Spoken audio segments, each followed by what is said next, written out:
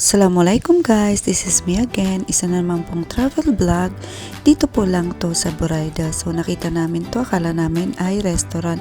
So pinapasok kami dito sa isang magandang room nila. Ito, pinatour sa amin.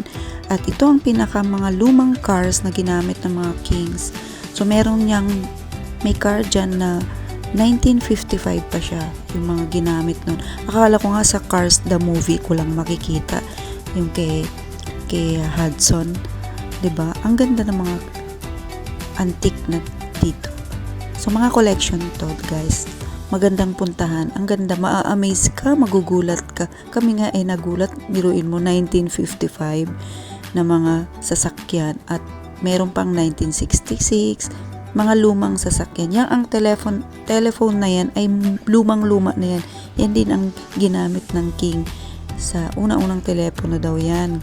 So, tingnan mo naman ang mga nasa likod ko, di ba? Ang gaganda ng mga klase ng sasakyan, pero working pa daw yan at umaandar.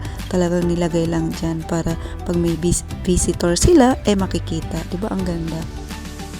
So may mga garan pa dyan. Andyan pa ang mga makina ni Lola o meron dyang singer, di ba? Napaka-antique na siya. Gusto kong hawakan pero bawal siyang hawakan.